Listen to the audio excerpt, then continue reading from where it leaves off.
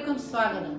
ഞങ്ങളുടെ കഴിഞ്ഞ വീഡിയോകൾ നിങ്ങൾ കാണുകയും കേൾക്കുകയും ഞങ്ങളുടെ ഈ ചാനലിനെ സബ്സ്ക്രൈബ് ചെയ്ത് സപ്പോർട്ട് ചെയ്യുകയും ചെയ്തതിന് നിങ്ങൾക്കെല്ലാവരോടും ഞങ്ങളുടെ അകമഴിഞ്ഞ നന്ദിയും സ്നേഹവും ഞങ്ങൾ അറിയിക്കുന്നു. തുടർന്നും നിങ്ങളുടെ ഈ രീതിയിലുള്ള സഹകരണം ഞങ്ങൾ പ്രതീക്ഷിക്കുന്നു. ഇന്ന് നമ്മോടൊപ്പം ജീവിതത്തിൻ്റെതായ അനുഭവങ്ങളെ പങ്കുവയ്ക്കാൻ കടന്നു വന്നിരിക്കുന്നത് ഒരു പ്രിയപ്പെട്ട പൈതലാണ്, സാറ ജെയിംസ്. ആ പ്രിയ പൈതലിനെ യേശുക്രിസ്തുവിന്റെ നാമത്തിൽ ജോയ്സ് ടിവിയിലേക്ക് ഞങ്ങൾ ഹാർദവമായി സ്വാഗതം ചെയ്യുന്നു. പ്രൈസ് ലോർഡ് മോളെ, സന്തോഷമായിരിക്കുന്നുവോ? അതെ ആന്റി, ദൈവകൃപയാൽ സന്തോഷമായിരിക്കുന്നു. ഓക്കെ മോളെ, കർത്താവ് അനുഗ്രഹിക്കട്ടെ. മിനിസ്ട്രിയിൽ ആണെന്ന് അറിയുവാനിടയായി തീർന്നു. എക്സൽ മിനിസ്ട്രീസിന്റെ വർക്ക് പിള്ളേരുടെ ഇടയിൽ ഇല്ലയോ? അതെ ആന്റി, അതെ. യൗവനകാലത്ത് യൗവനം കർത്താവിന് വേണ്ടി ചിലവഴിക്കുന്നതില് കേട്ടപ്പോൾ എനിക്ക് വളരെ സന്തോഷമുണ്ട്. കർത്താവ് അനുഗ്രഹിക്കട്ടെ.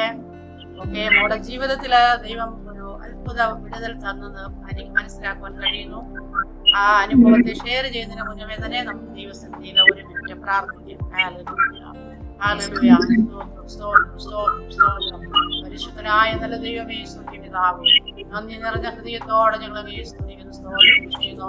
പ്രിയഭേദമായി ദൈവസന്നിധിയിൽ അടുത്ത് വരുവാൻ കർത്താവ് ഇടയാക്കിയതിനായി സ്തോത്രം. കർത്താവോളെ നടത്തിയതും ആളുകളോടെ വിടുവിച്ച വിടുതലും എല്ലാം ഷെയർ ചെയ്യുവാനുള്ള ദൈവകൃപ കർത്താവ് കാട്ടാം. അത് കേൾക്കുന്ന ജീവിതത്തിൽ അത്ഭുതം പ്രവർത്തിക്കുന്നതിനെ സഹായിച്ചാട്ടെ. യേശുവിന്റെ നാമത്തിൽ ആമേൻ. ഹല്ലേലൂയ. ഓക്കെ സാറാ, മോളെ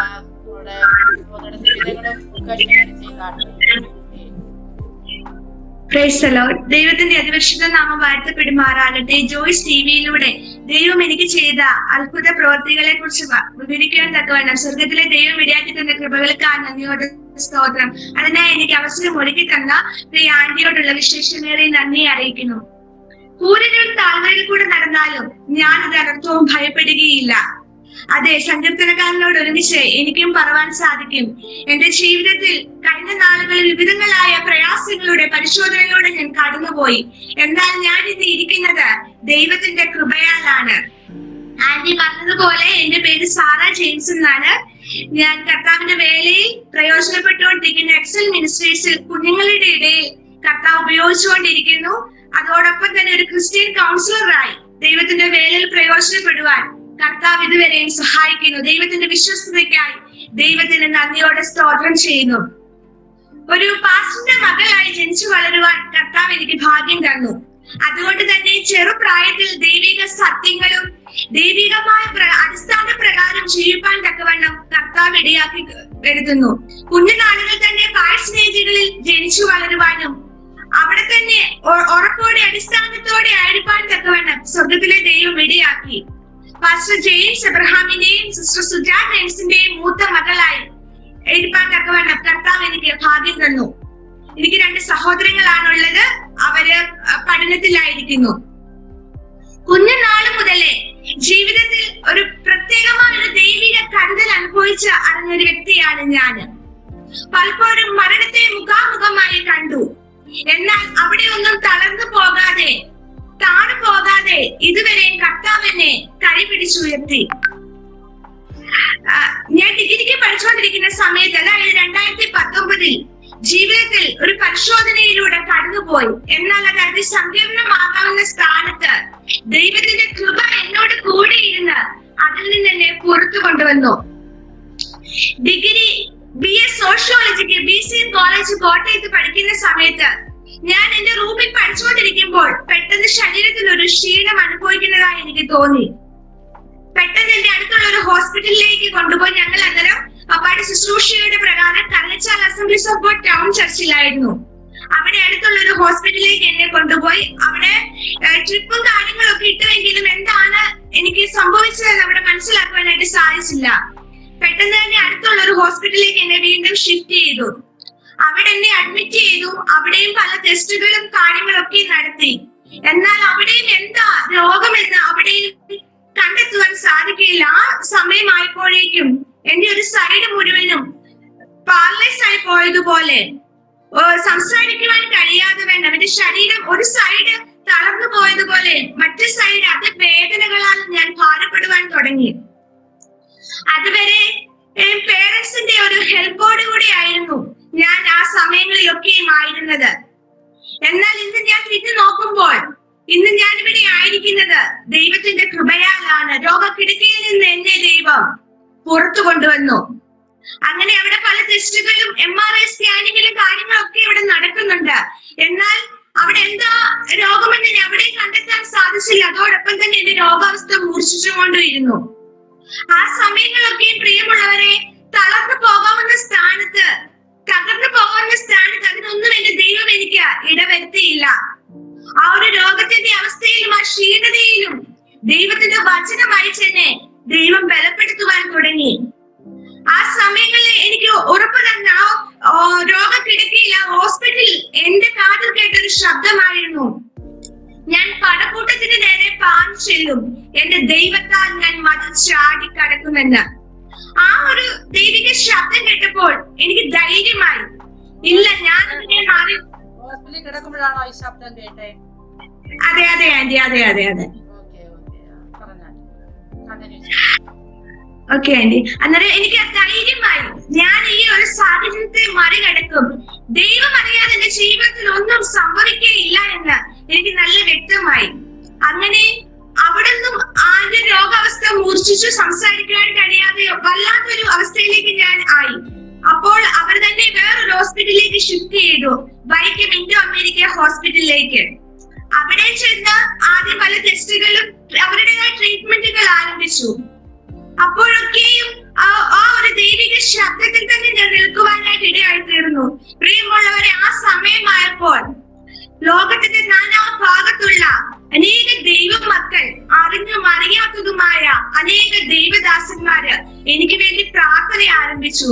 അനേക പ്രാർത്ഥന ഗ്രൂപ്പുകളില് എനിക്ക് വേണ്ടി പ്രാർത്ഥിക്കുവാനായിട്ട് തുടങ്ങി. അങ്ങനെ ഞാൻ ആ സമയങ്ങളിൽ ഒരു പ്രാർത്ഥന വലയത്തിലായിരുന്നു. 2019.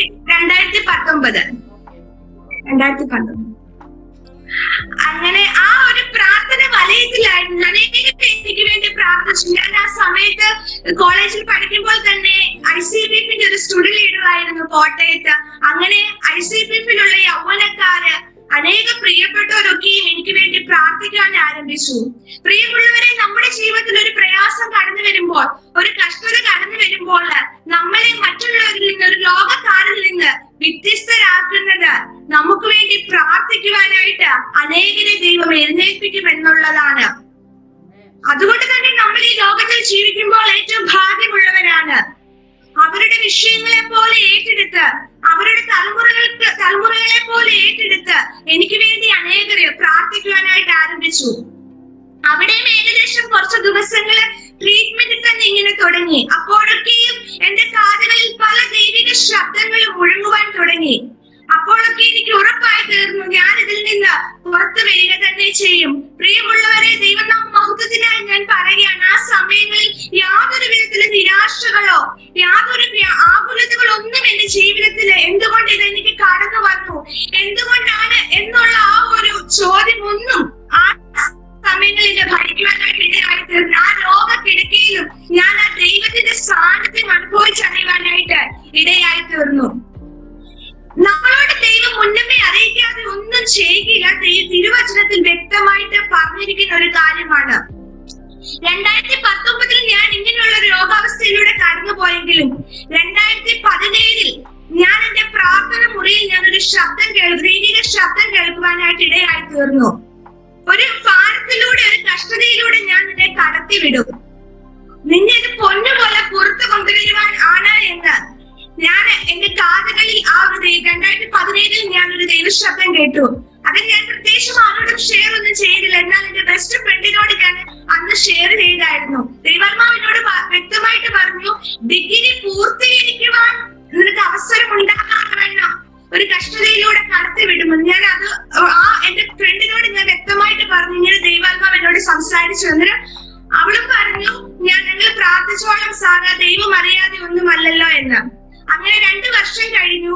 ഞാൻ ആ ഒരു കാര്യം ഞാൻ വിട്ടുപോയായിരുന്നു. എന്നാൽ ഞാൻ ആ രോഗാവസ്ഥയിലൂടെ കടന്നു പോകുമ്പോൾ ആ ഫ്രണ്ട് എന്നെ വിളിച്ച് ഓർപ്പിക്കാനായിട്ട് ഇടയായിത്തീരുന്നു, സാറാ നിന്നോട് തന്നെ സംസാരിച്ചൊരു ദൈവ ശബ്ദമുണ്ടല്ലോ എന്ന്. അപ്പോൾ എനിക്ക് വീണ്ടും ഒരു ധൈര്യമായി. ദൈവം എന്നോട് അരുളി ചെയ്തതാണ്, ദൈവത്തിന്റെ ഒരു പദ്ധതിയാണ്, എന്നെ പൊന്നുപോലെ പുറത്തു കൊണ്ടുവരുവാൻ വേണ്ടിയാണ് എന്ന് എനിക്ക് വ്യക്തമായിട്ട് മനസ്സിലായി. അങ്ങനെ ലാസ്റ്റിൽ പല MRI സ്കാനിങ്ങും മറ്റ് സ്കാനിങ്ങുകളും ബ്ലഡ് ടെസ്റ്റുകളും ഒക്കെയും അവിടെ നടത്തിയെങ്കിലും അവിടെ രോഗാവസ്ഥ എന്താണെന്ന് ആദ്യമൊന്നും കണ്ടെത്താൻ സാധിച്ചില്ല. ലാസ്റ്റിൽ ഡോക്ടർ പറഞ്ഞു ഒരു CT സ്കാൻ എടുക്കാമെന്ന് പറഞ്ഞു. അങ്ങനെ ആ CT സ്കാനിലൂടെ എനിക്ക് ബ്രെയിൻ ട്യൂമർ ആണെന്ന് സ്ഥിരീകരിക്കപ്പെട്ടു. തലയുടെ ഒരു സങ്കീർണമായ ഒരു സ്ഥാനത്തായതുകൊണ്ട് തന്നെ ഒരു സാധാരണ ഒരു ഓപ്പറേഷനിലൂടെ അത് റിമൂവ് ചെയ്യുവാൻ സാധിക്കത്തില്ല എന്ന് ഡോക്ടർ പറഞ്ഞു. അതുകൊണ്ട് തന്നെ പുറത്തുനിന്ന് മിഷൻസ് ഒക്കെ വരുത്തി പ്രത്യേകതരം ഒരു ഓപ്പറേഷൻ ആയിരിക്കുമെന്ന് ഇങ്ങനെ പേരൻസിനോട് ഡോക്ടർ പറയുവാനായിട്ട് ഇടയായിത്തീർന്നു. ഈ റിപ്പോർട്ട് വായിക്കുവാൻ വേണ്ടി പേരൻസിനെ ഡോക്ടറിന്റെ റൂമിലേക്ക് വിളിച്ച് ഡോക്ടർ ഇങ്ങനെ സംസാരിക്കുമ്പോൾ ഞാൻ എന്റെ റൂമിലാ, ഞാൻ തന്നെയായിരുന്നു. അപ്പോൾ വീണ്ടും ഞാനൊരു ദൈവിക ശബ്ദം കേട്ടു. വീണ്ടും നിന്നെ ഞാനൊരു വേദനയിലൂടെ കഷ്ടതയിലൂടെ ഞാൻ കടത്തിവിടും, പക്ഷെങ്കിൽ നിന്നെ തകർത്ത് കളവാനല്ല, ഈ ദീനം മരണത്തിനല്ല, ദൈവനാമം നിന്നിൽ മഹത്വപ്പെടുവാൻ വേണ്ടിയാണ്, എന്റെ ശുശ്രൂഷയ്ക്ക് വേണ്ടി, എന്റെ വേലയ്ക്ക് വേണ്ടി വേർതിരിയാനുള്ള സമയമാണ് എന്ന് വീണ്ടും ഞാൻ എന്റെ കാതുകളിൽ ആ ദൈവ ശബ്ദം കേൾക്കുവാനായിട്ട് ഇടയായി തീർന്നു. പ്രിയ ദൈവമക്കളെ, ആ സമയങ്ങളിൽ വീണ്ടും എനിക്ക് ഉറപ്പായി ഞാൻ വീണ്ടും അതിവേദനയിലൂടെ ഞാൻ കടന്നു പോകും, പക്ഷെ ഞാൻ ഇതിനെ മറികടക്കും, എന്റെ ദൈവം എന്നോട് കൂടെയുണ്ട് എന്നുള്ളൊരു ഉറപ്പായി. അങ്ങനെ തിരിച്ച് പേരൻസ് റൂമിലേക്ക് കടന്നു വന്നു. അവർക്ക് എന്ത് ചെയ്യണമെന്ന് അറിയാതെ അവർ വളരെ ഭാരത്തോടിരിക്കുമ്പോൾ ഞാൻ പറഞ്ഞു ഒരു സർജറി ആയിരിക്കുമല്ലോ എന്ന് ഞാൻ അങ്ങോട്ട് പറഞ്ഞു. അന്നേരം ഞാൻ പറഞ്ഞു പപ്പ ഭാരപ്പെടേണ്ട, ദൈവാത്മാവ് എന്നോട് ഓൾറെഡി സംസാരിച്ച് കഴിഞ്ഞിരിക്കുന്നു എന്ന് പറഞ്ഞു. ഞാൻ അതിന് തയ്യാറാണെന്ന് പറഞ്ഞു. അങ്ങനെ മാർച്ച് 5-ാം തീയതി ഓപ്പറേഷന് വേണ്ടി ഫിക്സ് ചെയ്യുവാനായിട്ട് ഇടയായി തീർന്നു. എങ്ങനെ സാമ്പത്തികമായ നന്മകൾ തുറക്കും, വഴികൾ തുറക്കുമെന്നൊക്കെ ആ സമയങ്ങളിൽ വളരെ ഭാരപ്പെട്ടു. പ്രിയമുള്ളവരെ, എന്നൊന്നും ഒരു പ്രയാസം കൂടാതെ, ഒരു ഭാരം കൂടാതെ ആവശ്യമേറിയ നന്മകൾ ആ സമയങ്ങളിൽ കർത്താവ് പേരൻസിന്റെ കയ്യിൽ കൊടുക്കുവാനായിട്ട് ഇടയായി തീർന്നു. ഞാൻ ഇപ്പോൾ ചിന്തിക്കുകയായിരുന്നു അതൊക്കെ എങ്ങനെ നടന്നു എന്ന്. എന്നാൽ എനിക്ക് ഇന്നത് പറയുവാനായിട്ട് സാധിക്കും. ദൈവിക നിർണയ പ്രകാരം, ദൈവിക പദ്ധതി പ്രകാരം, ദൈവിക ഹിതപ്രകാരം ജീവിക്കുന്ന ഒരു ദൈവ പൈതലിന്റെ ജീവിതത്തിൽ എന്തൊക്കെ കടന്നു വന്നാലും അതിന്റെ സകല ഉടമസ്ഥ അവകാശവും ദൈവത്തിനാ.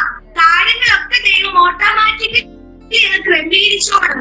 നമ്മൾ ചെയ്യേണ്ടത് നമ്മൾ ആ ദൈവിക കടങ്ങളിൽ ഒന്ന് സമർപ്പിച്ചു കൊടുത്താൽ മതി. അങ്ങനെ ആ ഒരു ഫെബ്രുവരി 28-ാം തീയതി ആയിരുന്നു. ഞാൻ ഡോക്ടറിനോട് തന്നെ പിറ്റേ ദിവസം റൗണ്ട്സിന് കടന്നു വന്നപ്പോൾ ഞാൻ തന്നെ ഡോക്ടറിനോട് പറഞ്ഞു, ഡോക്ടറെ ഞാൻ തയ്യാറാണ് സർജറിക്ക്, എന്നാൽ എന്നെ 2 ദിവസത്തേന് എന്നെ ഡിസ്ചാർജ് ആക്കണമെന്ന് പറഞ്ഞു. അങ്ങനെ ഡോക്ടർ എന്നെ 2 ദിവസത്തേക്ക് ഡിസ്ചാർജ് ആക്കി ഞങ്ങളെ പാഴ്സനേജിലേക്ക് വിട്ടു. പ്രിയമുള്ളവരെ, ആ സമയങ്ങളിലും അനേക ദൈവ മക്കള്, ദൈവദാസന്മാര് പാഴ്സനേജിൽ കടന്നു വന്ന് പ്രാർത്ഥിക്കുകയും ലോകത്തിലുള്ള അനേകരുടെ പ്രാർത്ഥനയുടെ ഫലമാണത്. മാത്രമല്ല അസംബ്ലീസോട് പ്രസ്ഥാനം തുടങ്ങി അനേക ദൈവമക്കൾ, ദൈവദാസന്മാരൊക്കെ എനിക്ക് വേണ്ടി പ്രാർത്ഥിക്കുവാനും കടന്നു വന്ന് ദൈവവചനത്താൽ ആശ്വസിപ്പിക്കുവാനായിട്ട് ഇടയായിത്തീർന്നു. ആ സമയങ്ങളൊന്നും യാതൊരു വിധത്തിലും ഭാരപ്പെടുവാൻ കർത്താവ് ഇടയാക്കിയില്ല. അങ്ങനെ മാർച്ച് 3-ാം തീയതി ഞാൻ ഓപ്പറേഷനായി ഹോസ്പിറ്റലിലേക്ക് കടന്നു പോവാനായിട്ട് ഇടയായിത്തീർന്നു. അങ്ങനെ മാർച്ച് 5-ാം തീയതി രാവിലെ ഓപ്പറേഷന് വേണ്ടി എന്നെ കൊണ്ടുപോകാൻ വേണ്ടി ഡോക്ടേഴ്സും സിസ്റ്റേഴ്സും ഒക്കെ കടന്നു വന്നു. ആ സമയം Vaikom Indo America hospital Vaikom. അവിടെ 5-ാം തീയതി രാവിലെ ഇങ്ങനെ ഞാൻ തയ്യാറായി കിടക്കുമ്പോൾ അന്നേരം എനിക്ക് നല്ല മുടി ഉണ്ടായിരുന്നു, നല്ല മുടിയായിരുന്നു. അന്നേരം നിങ്ങൾക്കറിയാമല്ലോ ഒരു ബ്രെയിൻ ട്യൂമറിന്റെ സർജറി എന്ന് പറയുന്നത് മുടി ഷേവ് ചെയ്ത് കളഞ്ഞിട്ടാണല്ലോ സർജറി. എനിക്കൊരു ചെറിയൊരു ഭാരം ഉണ്ടായിരുന്നു, പറയാൻ ദൈവമേ എന്റെ മുടി പോകുമോ എന്ന്. അങ്ങനെ തന്നെ ഡോക്ടർ ആദ്യമേ പേരൻസിനോട് പറഞ്ഞിരുന്നു, ഭാരപ്പെടേണ്ട, സാറയുടെ മുടി ഞങ്ങൾ കളയത്തില്ല എന്ന് അങ്ങനെ പറഞ്ഞിരുന്നു. അങ്ങനെ 5-ാം തീയതി രാവിലെ ആണെങ്കിൽ ഡോക്ടറൊക്കെ എന്റെ റൂമിലേക്ക് കടന്നു വന്ന് സാധാരണ നേഴ്സിനോടാണ് പറയുന്നത് മുടി ഷേവ് ചെയ്ത് കളയാൻ വേണ്ടി. എന്നാൽ ആ ഡോക്ടർ തന്നെ എന്റെ അടുക്കൽ വന്നിട്ട് സർജറി ചെയ്യുന്ന ഭാഗത്തെ മാത്രം ഡോക്ടർ തന്നെ ഷേവ് ചെയ്ത് കളയാനായിട്ട് ഇടയായി തീർന്നു. അങ്ങനെ മുടി പോലും പോകാതെ വേണം കർത്താവ് എന്നെ സൂക്ഷിച്ചു എന്നുള്ളതാണ്. ദൈവത്തിന്റെ വിശ്വസ്തത എത്ര വലിയതെന്ന് ഞാൻ ഇപ്പോൾ ഓർക്കുകയാണ് പ്രിയമുള്ളവരെ. അങ്ങനെ ഞാൻ ഓപ്പറേഷൻ തിയേറ്ററിലേക്ക് കടന്നുപോയി. ആ സമയത്ത് തിയേറ്ററിലേക്ക് കയറുന്ന സമയത്ത് എന്റെ മനസ്സൊന്ന് ചഞ്ചലിക്കുവാനായിട്ട് ഇടയായി തീർന്നു. ഒരു ഭാരപ്പെടുവാനായിട്ട് ഇടയായി തീർന്നു. എന്റെ കണ്ണുകൾ നിറഞ്ഞ് ഒഴുകുവാനായിട്ട് ഇടയായി തീർന്നു. ആ സമയത്ത് ഞാൻ ഒരു ദർശനം കാണുവാനായിട്ട് ഇടയായി തീർന്നു.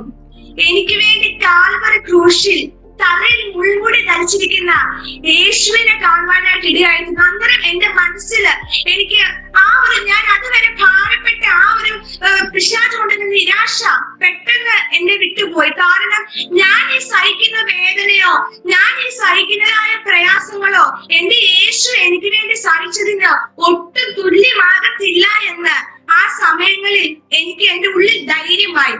അങ്ങനെ വീണ്ടും ഞാൻ വളരെ സന്തോഷത്തോടെ തന്നെ ഞാൻ തിയേറ്ററിലേക്ക് കടന്നുപോയി. ഡോക്ടർമാര് പറഞ്ഞ് ഏകദേശം ഒരു 13 മണിക്കൂറോളം നീണ്ടു നിൽക്കുന്ന ഒരു സർജറി ആയിരിക്കുമെന്നും അതിനുശേഷം 4 ദിവസമെങ്കിലും ഐസിയുവിൽ കിടക്കേണ്ടി വരുമെന്നുമാണ് ഡോക്ടർമാര് പറഞ്ഞിരുന്നത്.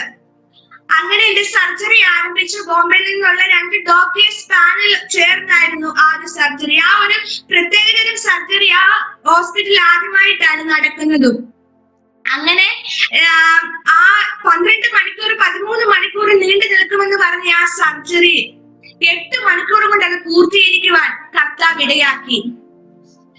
അപ്പോൾ ഞാൻ എന്നെ ഐസിയുവിലേക്ക് ഓപ്പറേഷൻ കഴിഞ്ഞ് ഐസിയുവിലേക്ക് മാറ്റുന്ന സമയത്ത് വീണ്ടും ഞാനൊരു ദർശനം കാണുവാനായിട്ട് ഇടയായി തീർന്നു. ഞാനിങ്ങനെ ഓപ്പറേഷൻ ആ ടേബിളിൽ ഞാൻ കിടക്കുകയാണ്. എന്നാൽ അങ്ങ് ദൂരെ നിന്ന് 2 ആളുകൾ എന്നെ കൊല്ലുവാൻ വേണ്ടി, എന്റെ പ്രാണന് വേണ്ടി, എന്റെ പ്രാണന്റെ അവകാശത്തിന് വേണ്ടി അവർ എന്റെ അടുക്കിലേക്ക് കടന്നു വരുന്നതായി ഞാൻ കണ്ടു.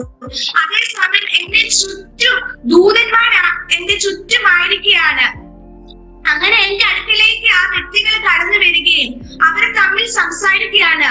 ഇവള് ഈ ലോകത്തിൽ ജീവിക്കാൻ പാടില്ല, ഇവൾ ഈ ലോകത്തിൽ ജീവിച്ചാൽ നമ്മുടെ പദ്ധതികൾ തകരും, ഇവളുടെ പ്രാണൻ തന്നെ നമുക്ക് അവകാശം എന്ന് പറഞ്ഞ് അവൻ എന്റെ അടുക്കിലേക്ക് കടന്നു വരികയും എന്നെ സ്പർശിക്കാനായിട്ട് കടന്നു വരികയും പെട്ടെന്ന് എന്റെ തലക്കിലിരുന്ന ഒരു ദൂതൻ അവനെ വെട്ടി താഴേക്ക് ഇടുന്നതുമായ ദർശനം ഞാൻ കാണുവാനായിട്ട് ഇടയായി തീർന്നു.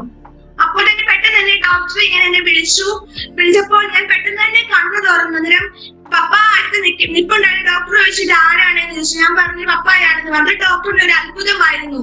ഒരു ബ്രെയിൻ ട്യൂമറിന്റെ ഒരു മേജർ സർജറി കഴിഞ്ഞ ആള് പെട്ടെന്ന് തന്നെ ഉണർന്നു, അതുമല്ല പെട്ടെന്ന് തന്നെ റെസ്പോൺസ് ചെയ്യുന്നു എന്ന് കണ്ടപ്പോൾ ഡോക്ടറിന് അത് വലിയൊരു അത്ഭുതമായി തീർന്നു. പപ്പായോട് പറയാനായിട്ട് ഇടയായി തീർന്നു. ഇതൊരു ദൈവിക വിടുതൽ, ഒരു മെർക്കൽ ഒരു ഗേൾ ആണെന്ന് പറയാനായിട്ട് ഇടയായി തീർന്നു. അങ്ങനെ പ്രിയമുള്ളവരെ 4 ദിവസം ഐസിയുവിൽ കിടക്കണമെന്ന് പറഞ്ഞ സ്ഥാനത്ത് 12-13 മണിക്കൂർ കഴിഞ്ഞപ്പോൾ വീണ്ടും ഡോക്ടർ റൗണ്ട്സിന് വേണ്ടി കടന്നു വന്നപ്പോൾ ഡോക്ടർ കാണുന്ന കാഴ്ച ഞാൻ കാല് ചവിട്ടി നടക്കുന്നതാണ്. അങ്ങനെ തന്നെ ആ ഒരു ഇത് കണ്ടു കഴിഞ്ഞപ്പോൾ തന്നെ ഡോക്ടർ നേഴ്സുമാരോട് പറഞ്ഞു റൂമിലേക്ക് ഷിഫ്റ്റ് ചെയ്തോളാൻ പറഞ്ഞു. അങ്ങനെ 24 മണിക്കൂർ ആകുന്നതിന് മുന്നേ തന്നെ ഞാൻ റൂമിലേക്ക് ഷിഫ്റ്റ് ചെയ്തു. വീണ്ടും അവിടെ അഡ്മിറ്റായി ട്രീറ്റ്മെന്റുകളൊക്കെ സാധ്യതകൾ കാണുമെന്ന് പറഞ്ഞ സ്ഥാനത്ത് ചുരുക്കം ചില ദിവസങ്ങൾ കഴിഞ്ഞപ്പോൾ തന്നെ ഡിസ്ചാർജ് ആയി ഞങ്ങള് പാഴ്സേജിലേക്ക് കടന്നുപോയി. ദൈവത്തിന്റെ വിശ്വസ്തത എന്നെ പോലെ സമപ്രായക്കാര് അനേകർ ലോകത്തിൽ നിന്ന് മാറ്റപ്പെട്ടു പോയ ആ സമയങ്ങളില് അനേകർ ഇപ്പോഴും കിടക്കയിലായിരിക്കുമ്പോൾ ഞാൻ ഇന്ന് ജീവനോടെ ആയിരിക്കുന്നത് പ്രിയമുള്ളവരെ എന്റെ മിടുക്കോ എന്റെ കഴിവോ ഒന്നുമല്ല, ദൈവത്തിന്റെ കൃപ കൊണ്ട് മാത്രമാണ്. മാതാപിതാക്കളുടെ പ്രാർത്ഥന, അനേകരുടെ പ്രാർത്ഥനയുടെ ഫലം കൊണ്ട് മാത്രമാണ്. ഞാൻ ഇപ്പോഴും ഓർക്കുന്നു, എന്റെ കൂടെ ആ ഐസിയുവിലായിരുന്ന ഒരു ചെറുപ്പക്കാരൻ, ഒരു ഏകദേശം ഒരു 10-20 വയസ്സ് കാണുമായിരിക്കും. ആ കുട്ടിയാണെങ്കിൽ നിലവിളിക്കുന്നതും സഹിക്കുവാൻ കഴിയാത്തതായ വേദനയാൽ ഭാരപ്പെടുന്നതൊക്കെയും ഞാൻ ഇന്നെന്ന പോലെ ഞാൻ ഓർക്കുന്നു. എന്നാൽ അതിനൊന്നും ദൈവം എനിക്ക് ഇടവരാതെ വേദനകളൊക്കെ സഹിക്കുവാനും അത് വേദനകളിലേക്ക് കടന്നു പോവാൻ എന്റെ ദൈവം അനുവദിച്ചില്ല. അങ്ങനെയാണെങ്കിൽ ഞാൻ പഠിച്ചുകൊണ്ടിരിക്കുന്ന സമയങ്ങളിലായിരുന്നു എനിക്ക് ആ ഒരു പ്രയാസം കടന്നു വന്നത്. അതുകൊണ്ട് തന്നെ എന്റെ കോഴ്സ് ഡിസ്കണ്ടിന്യൂ ചെയ്യേണ്ടതായിട്ട് വന്നു.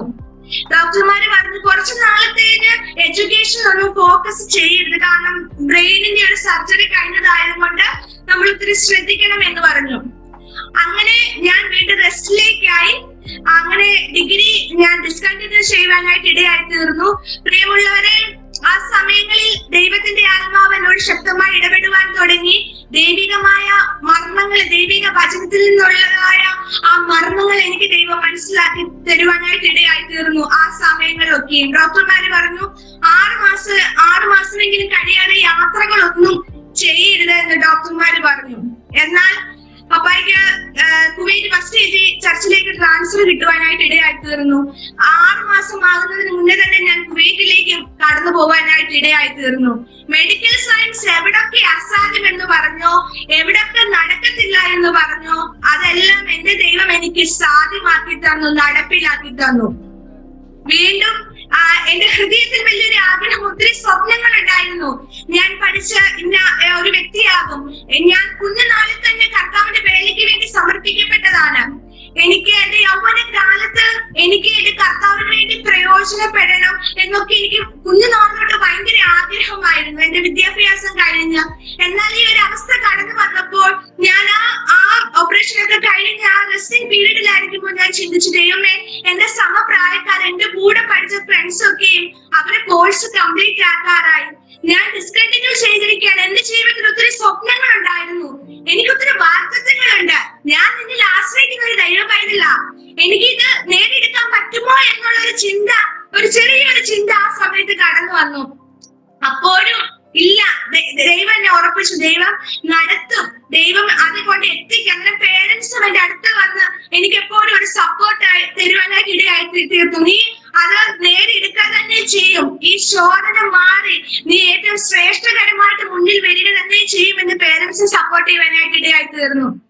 അങ്ങനെ കുറച്ച് നാളുകൾ കഴിഞ്ഞ്, പ്രിയമുള്ളവരെ, ആ ഒരു ഓപ്പറേഷൻ കഴിഞ്ഞത് കൊണ്ട് തന്നെ കുറച്ച് നാളുകൾ എനിക്ക് വായിക്കുവാനോ എഴുതുവാനോ ഒന്നും സാധിക്കത്തില്ല. ബൈബിൾ പോലും എനിക്ക് വായിക്കുവാനായിട്ട് സാധിക്കത്തില്ലായിരുന്നു. ആ സമയങ്ങളിൽ എനിക്കൊരു ഭാരമായിരുന്നു, ദൈവമേ, ബൈബിൾ വായിക്കാൻ പറ്റത്തില്ലല്ലോ എന്ന്.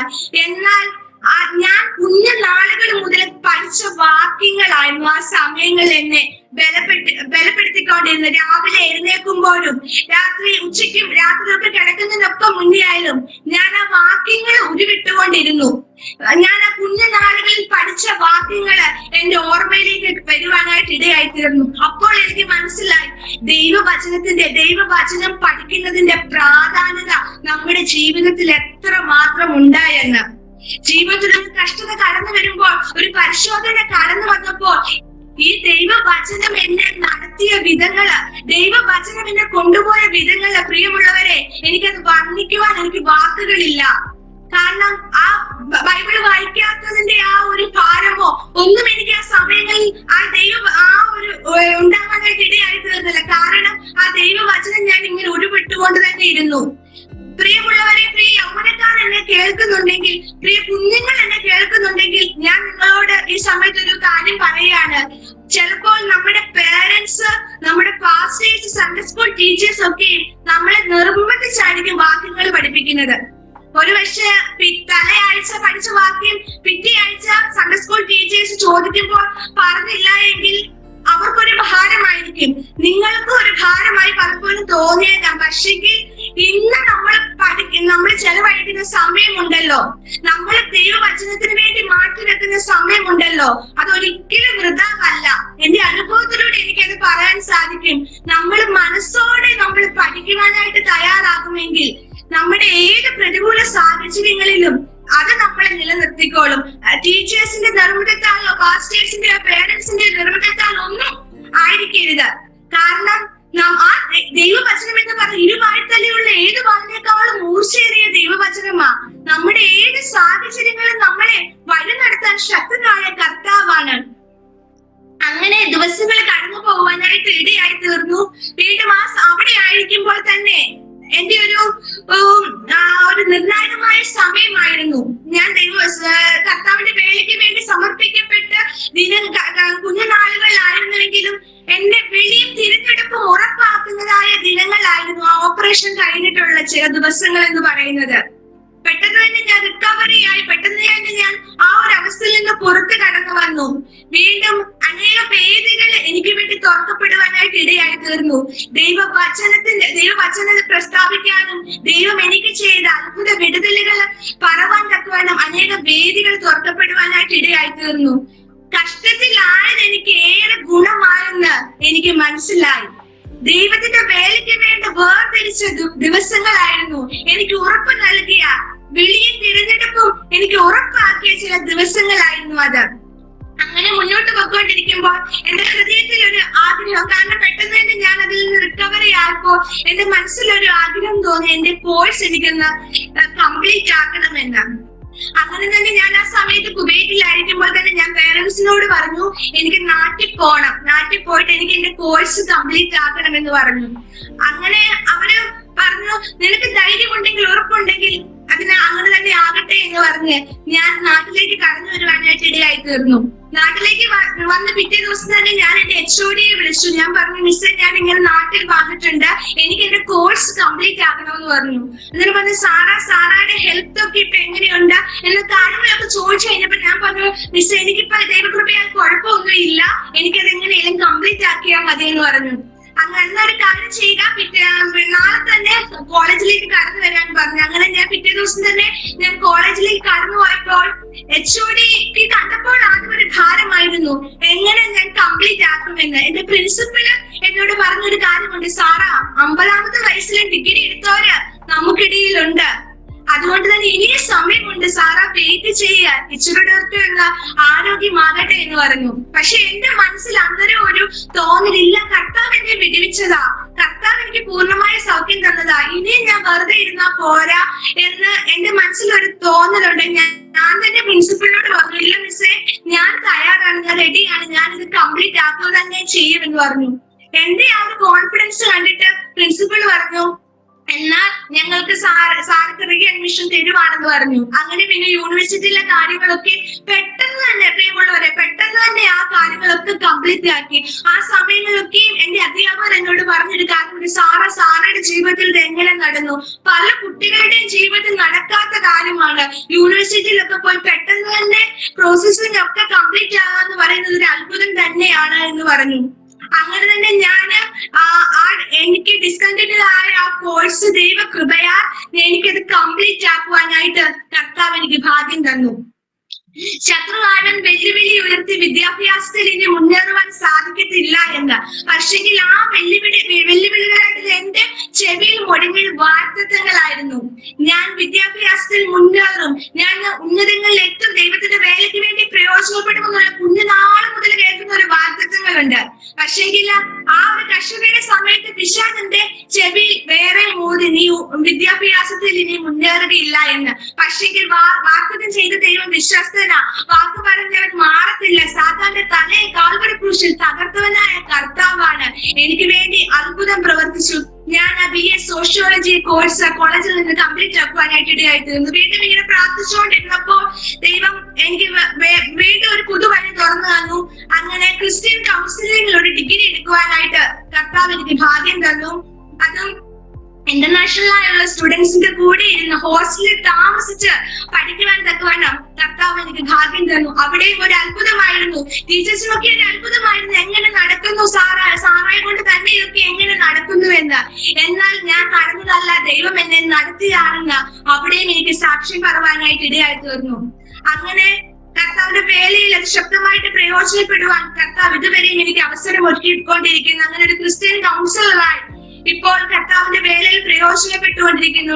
എക്സൽ മിനിസ്ട്രിയോസിനോടൊപ്പം കുഞ്ഞുങ്ങളുടെ ഇടയിൽ ആ വേല ചെയ്യുവാനും അവരെ മെന്റർ ചെയ്യുവാനും ഒക്കെയും കർത്താവ് ഭാഗ്യം തന്നുകൊണ്ടിരിക്കുന്നു. അതോടൊപ്പം തന്നെ വീണ്ടും ഞാൻ വിദ്യാഭ്യാസത്തിലായിരിക്കുന്നു. MA സൈക്കോളജിയിൽ ഒരു മാസ്റ്റേഴ്സ് ഡിഗ്രി എടുത്തുകൊണ്ടിരിക്കുകയാണ്. ദൈവത്തിന്റെ വിശ്വസ്തത ഒന്ന് മാത്രമാണ്. ഇപ്പോൾ എവിടൊക്കെ നോ എന്ന് പറഞ്ഞോ, എവിടൊക്കെ നടക്കത്തില്ല എന്ന് പറഞ്ഞോ, അതിനെല്ലാം അതിജീവിച്ച് ദൈവകൃപയാൽ ഇതുവരെ മുന്നോട്ട് പൊക്കോണ്ടിരിക്കുന്നു. എന്റെ ഈ പുണ്യ ജീവിതത്തിലൂടെ 11 പേരെ കർത്താവായ യേശു ക്രിസ്തുവിലേക്ക് കൊണ്ടുവരുവാൻ തക്കവണ്ണം എനിക്ക് ദൈവം ഇടയാക്കി തീർത്തു. അതെന്റെ ജീവിതത്തിലെ വലിയൊരു ഭാഗ്യമാണ്. ഞാൻ എപ്പോഴും ദൈവത്തെ സ്തുതിക്കാനുള്ള കാര്യമാണ്. ഞാൻ എന്തൊക്കെ നേടിയാലും, എന്തൊക്കെ വിദ്യാഭ്യാസത്തിൽ ഡിഗ്രികൾ എടുത്താലും ഒക്കെയും, പക്ഷെങ്കിൽ എനിക്ക് ആ 11 പേരെ കർത്താവിലേക്ക് കൊണ്ടുവരാൻ കഴിഞ്ഞത് എന്റെ ജീവിതത്തിൽ ഏറെ വലിയൊരു ഭാഗ്യമാണ്. എന്റെ ഒരു രോഗസൗഖ്യം മൂലം പപ്പയുടെ പേരൻസ് രക്ഷിക്കപ്പെടുവാനായിട്ട് ഇടയായി തീർന്നു. അങ്ങനെ കർത്താവിന് ഇതുവരെയും കൊണ്ടുവരുന്ന ദൈവത്തിന്റെ വിശ്വസ്തതയ്ക്കായി നന്ദിയോടെ സ്തോത്രം ചെയ്യുന്നു. പ്രിയ ദൈവമക്കളെ, ജീവിതത്തിൽ എനിക്ക് ഒറ്റൊരു ആഗ്രഹമുള്ളൂ, രക്ഷിക്കപ്പെടുന്നവരുടെയിലും നശിക്കുന്നവരുടെയിലും ക്രിസ്തുവിന്റെ സൗരഭ്യ വാസനയായി തീരുവാൻ തക്കവണ്ണം കർത്താവ് ഏൽപ്പിച്ചിരിക്കുന്നതായ ആ വേല വിശ്വസ്തയോടെ ചെയ്യണം. അനേകരെ തീയിൽ നിന്നും വെള്ളത്തിൽ നിന്നും വലിച്ചെടുക്കണമെന്നുള്ള ആ ഒരു ആഗ്രഹത്തോടും സമർപ്പണത്തോടും ഇതുവരെയും ആയിരിക്കുന്നു. ദൈവം എന്നെ നടത്തുമെന്നുള്ളൊരു പൂർണ്ണ വിശ്വാസം എനിക്കുണ്ട്. റോമർ 8:28 പറയുന്നത് പോലെ, എന്നാൽ ദൈവത്തെ സ്നേഹിക്കുന്നവർക്ക് നിർണയപ്രകാരം വിളിക്കപ്പെട്ടവർക്ക് തന്നെ സകലവും നന്മയ്ക്കായി കൂടിയായിരിക്കുന്നു. അതേ പ്രിയമുള്ളവരെ, നമ്മുടെ ജീവിതത്തിൽ എന്തൊക്കെ കടന്നു വന്നാലും, എന്തൊക്കെ കഷ്ടങ്ങളിലൂടെ പ്രയാസങ്ങളിലൂടെ നമ്മൾ കടന്നു പോയാലും അതെല്ലാം നമ്മുടെ ജീവിതത്തിൽ നന്മയ്ക്കാണ്. ദൈവം അറിയാതെ നമ്മുടെ ജീവിതത്തിൽ ഒന്നും സംഭവിക്കുകയില്ല. നമ്മൾ ആ ദൈവിക ഹിതത്തിന് വേണ്ടി, ദൈവിക പദ്ധതിക്ക് വേണ്ടി സമർപ്പിച്ചു കഴിയുമ്പോൾ നമ്മുടെ ജീവിതത്തിൽ അവിടുന്ന് നന്മയ്ക്കാക്കി നമ്മളെ പൊന്നുപോലെ പുറത്തു കൊണ്ടുവരിക തന്നെ ചെയ്യും. ഈ ഒരു അനുഭവ സാക്ഷ്യം നിങ്ങളുടെ ഓരോരുത്തരുടെയും ജീവിതത്തിൽ അനുഗ്രഹവും വിടുതലുമായി തീരുമെന്ന് ഞാൻ ദൈവത്തിൽ വിശ്വസിക്കുന്നു. അതിനായി ദൈവം നിങ്ങളെ സഹായിക്കുമാറാകട്ടെ. എനിക്ക് അവസരം ഒരുക്കി തന്ന പ്രിയ കർത്തദാസിയോടുള്ള വിശേഷാൽ നന്ദി അറിയിക്കുന്നു. വീണ്ടും ഈ പ്രവർത്തനത്തെ, ഈ മീഡിയയെ ദൈവം ധാരാളമായി അനുഗ്രഹിക്കട്ടെ. അനേകർക്ക് ഒരു അനുഗ്രഹമായി, അനേകർക്ക് ഒരു ആശ്വാസമായി തീരട്ടെ എന്ന് പ്രാർത്ഥിച്ചുകൊണ്ട് എന്റെ വാക്കുകൾ ഞാൻ ഉപസംഹരിക്കുന്നു. ദൈവം നമ്മെ അനുഗ്രഹിക്കുമാറാകട്ടെ. കേൾക്കുവാനിടയായി തീർന്നു. ആമേൻ. ഈ 11 പേരെ കർത്താവിലേക്ക് കൊണ്ടുവന്ന് പറഞ്ഞത് ഈ എക്സൽ മീഡിയ വഴിയാണോ അതോ എങ്ങനെയാണ്? കോളേജിൽ പഠിക്കുന്ന സമയത്താണോ? എങ്ങനെയാ? നമ്മളൊന്ന് പറഞ്ഞാട്ട്. ഓക്കെ മോളെ, ഇത്രത്തോളം സമയം മോളെ കർത്താവ് വിടുവിച്ച വിധങ്ങളും വഴികളും ഒക്കെ പറയുവാൻ ഇടയാക്കി തീർന്നു. കർത്താവ് മോളെ ബലപ്പെടുത്തട്ടെ. മോള് പറഞ്ഞല്ലോ ഒരു 11 പേരെ കർത്താവിലേക്ക് കൊണ്ടുവന്നു. അപ്പം ആ 11 പേരെ എങ്ങനെയാ മോൾ? എക്സൽ മീഡിയ വഴിയാണോ അതോ കോളേജ്? അല്ല ആന്റി, എക്സൽ ത്രൂ അല്ല. കുഞ്ഞുനാൾ മുതൽ ഞാൻ സുവിശേഷം ഒരു ദൈവികം ഒരു ദാഹം എനിക്ക് തന്നിട്ടുണ്ട്. കുഞ്ഞുനാൾ മുതൽ 1ാം ക്ലാസ് പഠിക്കുമ്പോൾ തന്നെയാണെങ്കിൽ എനിക്ക് ലഭിച്ചതായ ഒരു ചെറിയ അറിവ് ഞാൻ മറ്റുള്ളവരുമായിട്ട് ഷെയർ ചെയ്യാനായിട്ട് തുടങ്ങിയിട്ടുണ്ട്. അങ്ങനെ ഞാൻ എന്റെ 7ാമത്തെ വയസ്സിലാണ് ഞാൻ രക്ഷിക്കപ്പെട്ടത്. ആ രക്ഷാനുഭവത്തിൽ കടന്നു വന്നപ്പോൾ തൊട്ട് ദൈവം വലിയൊരു ബർഡൻ എന്റെ ഹൃദയത്തിൽ തന്നിട്ടുണ്ട്. അങ്ങനെ ഞാൻ എന്റെ ക്ലാസ്സിൽ പഠിക്കുന്നതായ കുട്ടികളോടൊക്കെ അങ്ങനെ വചനം ഷെയർ ചെയ്യാനായിട്ട് തുടങ്ങി. അങ്ങനെ അവർക്ക് രക്ഷിക്കപ്പെടുവാനായിട്ട് ആ ഒരു കുഞ്ഞുനാളുകൾ തൊട്ടേ കർത്താവിന്റെ, അതുപോലെ തന്നെ കോളേജിൽ കടന്നു പോയ സമയങ്ങളിലും അവിടെയുള്ള ആ സ്റ്റുഡന്റ്, ഞങ്ങളുടെ കോളേജ് എന്ന് പറയുന്നത് റിസ്ട്രിക്ഷൻ ഉള്ള ഒരു കോളേജായിരുന്നു, BCM കോളേജ് എന്ന് പറഞ്ഞത്. ഒരു പ്രവർത്തനങ്ങളോ ICPF യാതൊരു ഒന്നും നടത്താൻ സാധിക്കും. എന്നാല് ഞാന് രഹസ്യമായിട്ട് തന്നെ എന്റെ ഫ്രണ്ട്സിനോടൊക്കെ ഷെയർ ചെയ്തു. അവർക്ക് അവരുടെ ജീവിതത്തില് പല വിഷയങ്ങൾക്കും മറുപടികൾ കാണുവാനായിട്ട് തുടങ്ങിയപ്പോൾ അവര് മനസ്സിലായി ദൈവം സത്യമാണ് എന്ന് മനസ്സിലായി. അങ്ങനെ രക്ഷാനുഭവത്തിലേക്ക് കടന്നു വരുവാനായിട്ട് ഇടയായി തീർന്നു. മോളെ ഉപയോഗിക്കട്ടെ. പാഴ്സണേജിലെ ജീവിതത്തില് മോക്ക് എന്തെങ്കിലും അനുഭവങ്ങൾ പറയാനുണ്ടോ? അനേക കുട്ടികളും ഇഷ്ടപ്പെടാത്ത ഒരു കാര്യമാണ് പാഴ്സണേജ് ജീവിക്കുക. ഒരുപാട് റെസ്ട്രിക്ഷൻസ് ഉള്ളതാണ് പാഴ്സണേജ് ജീവിതം എന്ന് പറയുന്നത്. കാരണം ആന്റിയും പാഴ്സണേജിൽ വളർന്നതാണ്. അതുകൊണ്ട് പാഴ്സണേജിന്റെ എല്ലാ പരിമിതികളും എനിക്ക് നന്നായിട്ട് അറിയാം. അതുകൊണ്ട് ഞാൻ ഇന്ന് ചോദിക്കുകയാണ്, മോള് ഇപ്പോഴത്തെ ഈ തലമുറയില് മോള് പാഴ്സണേജിലായിരുന്നതിന്റെ എന്തെങ്കിലും അനുഭവങ്ങള് മോക്ക് പറയാനുണ്ടോ? തീർച്ചയായിട്ടും പാഴ്സണേജിൽ പാൻഡി പറഞ്ഞ പോലെ വളരെ റെസ്ട്രിക്ഷൻസും ഇന്നത്തെ തലമുറയുടെ ചോദിച്ചാൽ, പാസ്റ്റർമാരുടെ മക്കളോട് ചോദിച്ചാൽ അവർക്ക് നെഗറ്റീവായിട്ടുള്ള കാര്യങ്ങളെ പറയാനുള്ളൂ. പക്ഷെങ്കില് എന്റെ ജീവിതത്തില് ഞാൻ ഇങ്ങനെ ആയിരിക്കുന്നത് ആ പാഴ്സണേജിലായിരുന്നത് കൊണ്ടാണ്. മീൻസ് എപ്പോഴും ദൈവമക്കളുടെ ഒരു കടന്നുവരും അവിടെയുണ്ട്. അവര് വന്ന് പ്രാർത്ഥിക്കുകയും അവരുടെ വിഷയങ്ങൾ ഷെയർ ചെയ്യുകയും അനേക ദൈവദാസന്മാരെ കടന്നു വരികയൊക്കെ ചെയ്തപ്പോൾ എന്നെ വേളയിലായിരിക്കുന്നത് ഒരു ഇതെന്ന് പറയുന്നത് ഞാൻ ആ പാഴ്സണേജിൽ ജീവിച്ചു വളർന്നുകൊണ്ട് തന്നെയാണ്. പരിമിതികളൊക്കെ ഉണ്ടെങ്കിലും എല്ലാം ഉണ്ടെങ്കിലും പക്ഷെങ്കില് അതിൽ നിന്ന് എന്നെ ദൈവവചനത്തിൽ ഉറപ്പിച്ചത് ദൈവവേലയുടെ പ്രാധാന്യത മനസ്സിലാക്കി തന്നൊരു പാഴ്സണേജ് ജീവിതമാണ്. മോളെ കർത്താവിനെ ഉപയോഗിക്കട്ടെ. കർത്താവിന്റെ വേലയിൽ മോൾ വർദ്ധിച്ചു വരുവാൻ കർത്താവ് സഹായിക്കട്ടെ. ഒരുമിച്ച് ദൈവസന്നിധിയിൽ പ്രാർത്ഥിക്കാം. മോളൊന്ന് പ്രാർത്ഥിച്ച ഹല്ലേലൂയ. സ്തോത്രം സ്തോത്രം. പരിശുദ്ധനായ ദൈവമേ, സ്വർഗ്ഗസ്ഥനായ നല്ല പിതാവേ, കർത്താവെ സമയത്തിനായി സ്തോത്രം ചെയ്യുന്നു കർത്താവെ.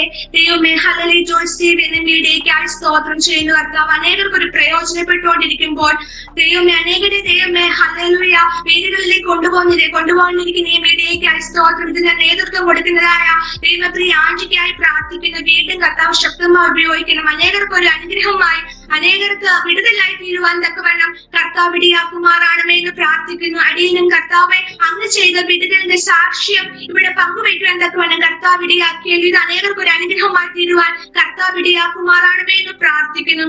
പ്രാർത്ഥനയുടെ ഞാൻ സ്തോത്രം ചെയ്യുന്നു യേശു ക്രിസ്തുവിന്റെ നാമത്തിൽ തന്നെ. ആമേൻ ആമേൻ ആമേൻ. മോളെ കർത്താവ് സഹായിക്കട്ടെ.